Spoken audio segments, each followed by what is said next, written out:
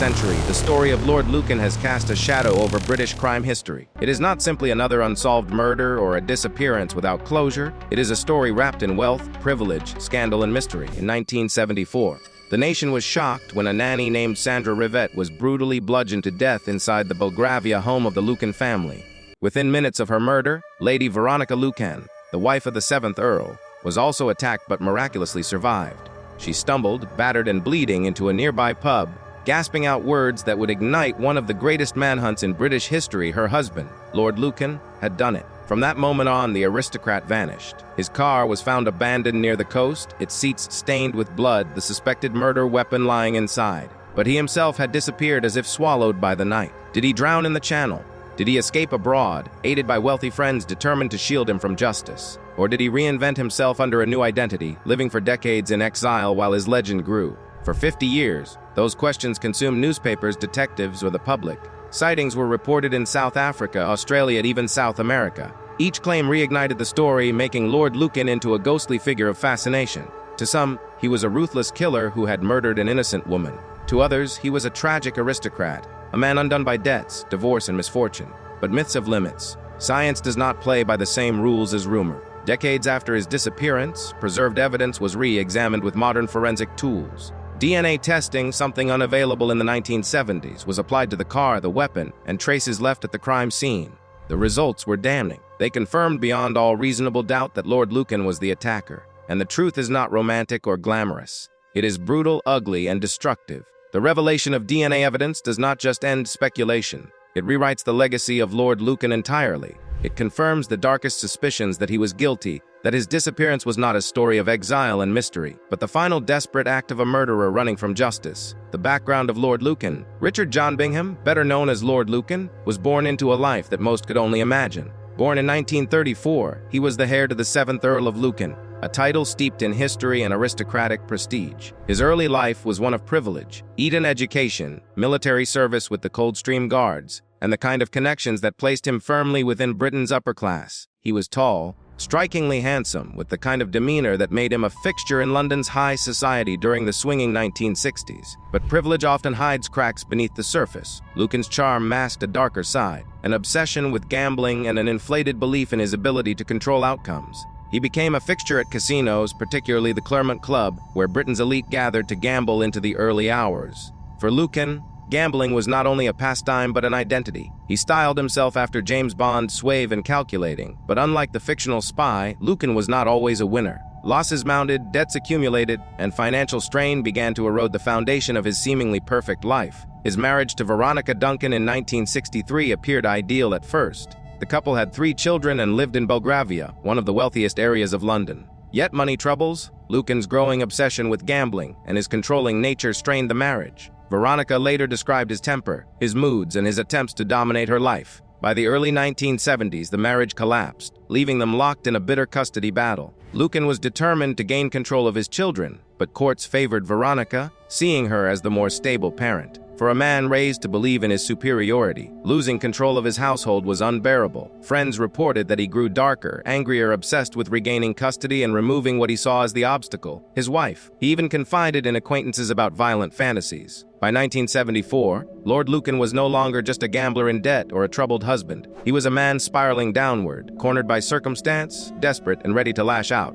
The night of the murder, November 7, 1974, began like any other day for the Lucan household, but it ended as one of the darkest nights in modern British history. At 9 p.m., Sandra Rivett, the 29-year-old nanny caring for the Lucan children, went to the basement kitchen to make tea. She never returned. Within minutes, she was brutally attacked. The weapon, a lead pipe wrapped in tape. The force of the blows crushed her skull, killing her almost instantly. Moments later, Veronica Lucan descended into the same basement. There she was ambushed, struck violently on the head and left bleeding. But unlike Rivett, she fought back. In a desperate struggle, she bit her attacker's fingers, kicked, and managed to escape up the stairs. In the chaos, she recognized her assailant. It was her husband. Covered in blood, dazed but alive, Veronica fled the house. She stumbled to the nearby Plumber's Arms pub, where horrified patrons saw her battered face and blood-soaked clothing. She gasped out the words that confirmed the nightmare. "My husband has murdered the nanny."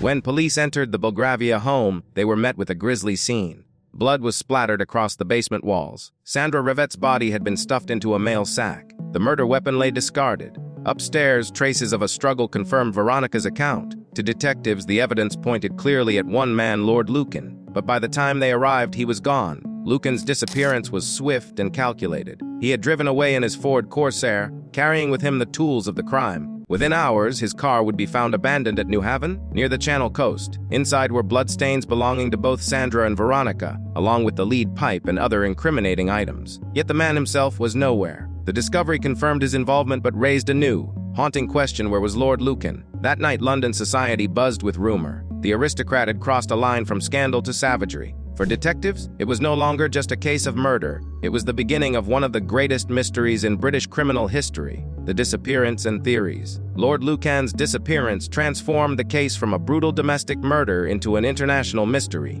When his Ford Corsair was discovered abandoned near Newven on the Sussex coast, detectives initially believed they were close to apprehending him. Inside the vehicle, police found bloodstains that matched both Sandra Rivett and Veronica Lucan, as well as a bloodied lead pipe. But Lucan himself had vanished. The car's location, just miles from the English Channel, hinted at two possible outcomes: either he had fled across the water to France, or he had taken his own life by drowning. Almost immediately, speculations spiraled into a storm of theories. One of the most persistent was that Lucan had thrown himself into the sea in despair, weighed down by guilt or a realization that his life as an aristocrat was over. The suicide theory seemed plausible. After all, he had lost his marriage, his children, his fortune, and now stood accused of murder. Yet no body was ever recovered, despite searches along the coastline and in the water. The alternative theory, that he had escaped abroad, captivated the public imagination. Rumors circulated that wealthy friends, bound by the unspoken code of the British upper class, had spirited him out of the country. Sightings of Lucan were reported across the globe in South Africa, Australia, New Zealand, and even Paraguay. Each new claim made headlines, from grainy photographs of men resembling him to alleged confessions from people claiming to have sheltered him.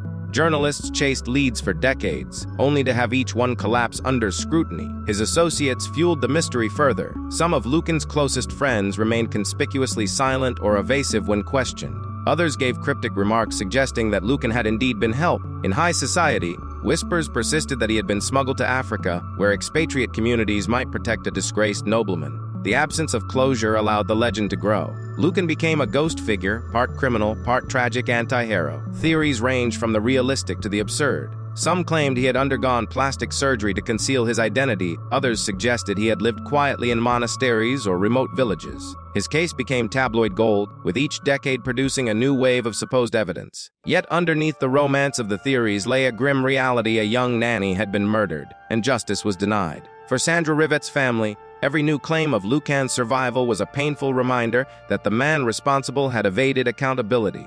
For the British public, the case symbolized how privilege and connections could shield someone from the law, even when the evidence was overwhelming. The role of the police and investigators. From the beginning, the Metropolitan Police faced enormous pressure. A murder in Belgravia, one of London's wealthiest districts, involving an aristocrat, was unlike any other case. Detectives had overwhelming evidence pointing to Lord Lucan, eyewitness testimony from his wife, the bloodied weapon, and the forensic traces in his car. Yet the suspect had slipped through their fingers almost immediately. In the days following the murder, police mounted an intensive manhunt. Ports and airports were monitored, Lucan's known associates were questioned, and his finances were scrutinized. Yet he seemed to have vanished without a trace. Investigators suspected that his friends, many of them wealthy gamblers from the Claremont Club, may have helped him. But proving such collusion was nearly impossible. The silence of the aristocratic circle surrounding Lucan frustrated detectives. Doors closed, conversations were stilted, and evidence was scarce. Forensic science in the 1970s was also limited. Blood typing confirmed the presence of Sandra Rivett's and Veronica's blood in Lucan's car, but without DNA profiling, the evidence lacked the precision that modern science would later provide. Police could build a strong circumstantial case, but without Lucan's body or a confession, their efforts stalled. As months turned into years, the active investigation cooled. Periodically, detectives would reopen inquiries when new sightings or tips emerged. International police agencies were contacted to pursue leads abroad, but each one ended in disappointment. The trail grew colder with every passing year. The case also highlighted the difficulties of pursuing suspects with privilege. Lucan's aristocratic status, his connections, and his reputation made the investigation uniquely delicate. The press covered every move, scrutinizing not only the evidence but also the conduct of the police. Mistakes were magnified, and the absence of progress fueled public suspicion that the establishment was protecting one of its own. Despite these obstacles, the Metropolitan Police never closed the case. The file remained open, with detectives occasionally revisiting the evidence and re-interviewing witnesses. They remained convinced of Lucan's guilt, but the question of his fate continued to haunt them. Was he alive and in hiding, or had his body been lost to the sea? For the police, the greatest frustration was knowing they had enough to charge him but not enough to convict him in absentia. Justice hung in limbo, suspended between evidence and absence. Until forensic science caught up decades later, the investigation remained a story of strong suspicions, unanswered questions, and the limits of law enforcement against wealth and secrecy.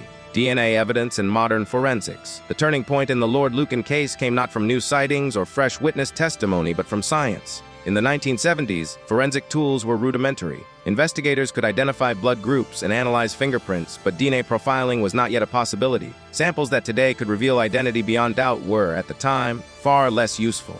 Fortunately, some of the evidence collected from the car, the weapon, and the crime scene was carefully preserved. Decades later, with advances in forensic technology, those preserved samples were re-examined. DNA analysis was conducted on the blood traces found inside Lucan's abandoned Ford Corsair. The results were conclusive. The blood belonged to Sandra Rivett and Veronica Lucan. This single revelation destroyed any lingering doubt that Lucan had been in direct contact with the victims that night. The car was not just abandoned. It was a mobile crime scene linking him directly to the violence. Further tests confirmed the presence of hair strands and fibers belonging to Sandra Rivett inside the vehicle.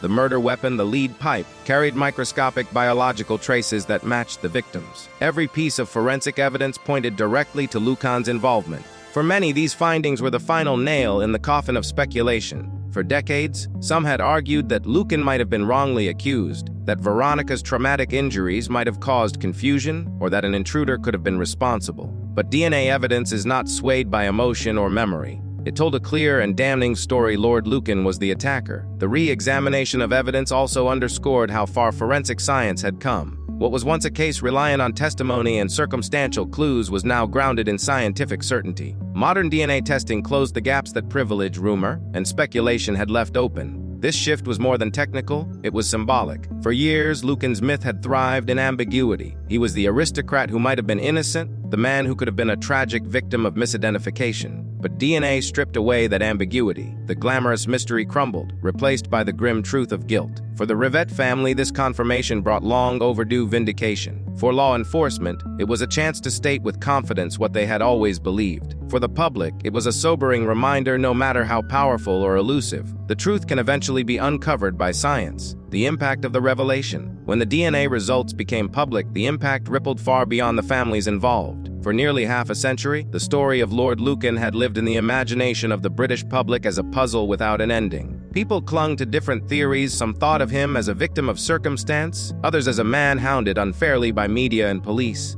and still others as a cold-blooded killer who had simply outsmarted justice. The revelation of modern forensic evidence brought clarity, but also a kind of national reckoning. For Sandra Rivett's family, the DNA confirmation was both a relief and a burden. On one hand, it ended decades of speculation about whether Lucan might have been wrongly accused. The science left no doubt Sandra had been murdered by Lucan. On the other hand, the confirmation was a reminder that justice had never been served. The man responsible for taking their loved one's life had evaded trial, evaded punishment, and, in all likelihood, died without ever facing accountability. For them, closure came with bitterness rather than peace. For Veronica Lady Lucan, who lived with the trauma of that night until her death in 2017, the findings were a posthumous vindication. She had long been doubted by skeptics who questioned her testimony or speculated that her injuries had clouded her memory. The DNA evidence confirmed that she had been right all along. She had recognized her attacker, and she had carried that truth through a lifetime of whispers and skepticism. Sadly, she did not live to see the official scientific confirmation. The public reaction was a mix of fascination and unease. The romantic image of Lucan as a dashing aristocrat in exile, perhaps sipping champagne in Africa under a false name, was shattered. Instead, the reality was bleak. He was guilty of a brutal murder, his disappearance likely an act of desperation rather than cunning. The myth collapsed, replaced by a far darker legacy. The media, which had fed on the mystery for decades, had to pivot. Instead of speculation and adventure stories, coverage turned to reflection. The conversation shifted to what the case revealed about British society, about privileged power, and the ability of the wealthy to evade justice. The Lucan revelation was not just about one man. It was about an entire system that had allowed his ghost to overshadow truth for nearly 50 years. Where was Lord Lucan? The question that continues to haunt the case, even after DNA confirmed his guilt, is simple. What happened to Lord Lucan after he vanished? Theories abound, and while many have been debunked, the absence of a body ensures speculation will never fully die. The most widely accepted explanation remains suicide. His car was found at New Haven, just steps from the ferry port and the sea. Investigators theorize that after abandoning the vehicle, Lucan walked to the water and drowned himself, his body carried away by currents or sinking to the depths where recovery was impossible. Supporters of this theory argue that it fits his mindset at the time. Facing certain arrest, disgrace, and the destruction of his social standing, suicide offered an escape. The channel's strong tides could easily ensure a body would never surface. Yet others resist this conclusion. They point to the numerous alleged sightings of Lucan over the years. From Australia to South Africa, reports surfaced of a man resembling him, sometimes accompanied by whispers of aristocratic friends providing shelter. In 2007, a British tabloid even published claims that he had been living in Goa, India under the name Jungle Barry. None of these sightings were verified, but their persistence fueled the legend. The theory of escape is bolstered by Lucan's network. He moved in circles of wealth and influence, men with the means to hide someone and provide financial support. Could they have helped him slip across the channel that night, perhaps smuggling him to France or beyond? Some detectives believed it possible, though unlikely given the pressure and attention surrounding the case. There are also darker theories. Some suggest Lucan's friends did help him escape, but later silenced him permanently, ensuring his body was never found. Others claim he lived under assumed identities, too fearful to re-emerge until dying in obscurity far from England. Despite the speculation, most experts lean toward suicide. The absence of credible evidence of life abroad, combined with the immediacy of his disappearance after the crime, makes it the simplest explanation. Occam's razor applies here. The easiest answer is often the correct one. Yet without a body, mystery endures. Even as DNA evidence has clarified guilt, the fate of Lord Lucan remains the last open chapter. Did he die that night, or did he live on in the shadows? The answer may never be known, and perhaps that lingering uncertainty is why the case continues to grip imaginations decades later. The broader lessons of the case. The Lucan case is not just a story of one man's downfall. It is a mirror reflecting society's struggles with justice, privilege, and truth. At its core, it is a reminder of how the structures of wealth and influence can shape outcomes in ways that ordinary citizens rarely experience. In 1974, had an average working man committed the same crime, he would almost certainly have been arrested, tried, and imprisoned swiftly. Yet Lord Lucan's aristocratic status, his powerful friends, and the aura of untouchability surrounding him allowed him to slip through the cracks. For decades, the lack of closure fueled the perception that justice is not equal. Many believed Lucan's disappearance was aided by his circle of wealthy acquaintances, a theory that reinforced the idea of one law for the rich and another for everyone else. Even without proof, the silence of those around him spoke volumes. It exposed the loyalty of class and privilege, and how far people might go to protect their own. The case also demonstrates the power of myth over fact. Because Lucan vanished, he became a legend. Speculation overshadowed evidence, and in the absence of definitive answers, people filled the void with stories of escape, reinvention, and intrigue. He became less a man and more a symbol, a figure of endless fascination, part villain, part tragic anti-hero. Only with the advent of DNA testing was that myth finally pierced. There is also a lesson in the progress of science. What could not be proven in the 1970s has now been confirmed with precision. DNA evidence provided answers where human testimony and circumstantial clues fell short. It is a reminder that the pursuit of justice is a marathon, not a sprint.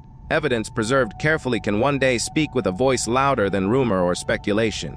Finally, the Lucan case is a warning about domestic violence and control. Beneath the glamour of casinos and aristocratic titles was a man who sought to dominate his wife, who lost control of his life, and who resorted to violence in a desperate bid to reclaim it. His story is not just about privilege. It is about obsession, control, and the tragic consequences of unchecked anger. The mystery of Lord Lucan has fascinated and haunted Britain for half a century. It began with a night of unimaginable violence, when a young nanny lost her life and a mother narrowly escaped the same fate. It continued with the disappearance of an aristocrat whose status and privilege allowed him to evade immediate capture. And it endured through decades of speculation, with stories of escape and exile capturing imaginations. But the arrival of DNA evidence has brought the myth crashing down. The truth is no longer in doubt. Lord Lucan was guilty. He murdered Sandra Rivett and attacked his wife. His disappearance was not the act of a wronged man seeking freedom, but of a murderer fleeing the consequences of his actions. The romanticized image of Lucan as a dashing exile has been replaced with the grim reality of violence, desperation, and disgrace. What remains is the enduring question of Lucan's fate. Did he drown in the Channel that night? Was his body lost to the sea? Or did he slip away with the help of allies, living quietly until the end of his days? We may never know. That final mystery keeps the story alive, ensuring Lord Lucan's name will never fully fade from history. In the end, the Lucan case is a tragedy at every level. A young woman lost her life in the line of duty, caring for children who trusted her. A mother endured trauma at the hands of her own husband. And a man born into privilege chose violence and cowardice over accountability. The story reveals not only the darkness in one household, but the cracks in a society where class and connections can blur the path to justice. Lord Lucan's name will always carry scandal, but now, thanks to science, it carries something more definitive: the truth. And that truth, stripped of myth and romance, is bad.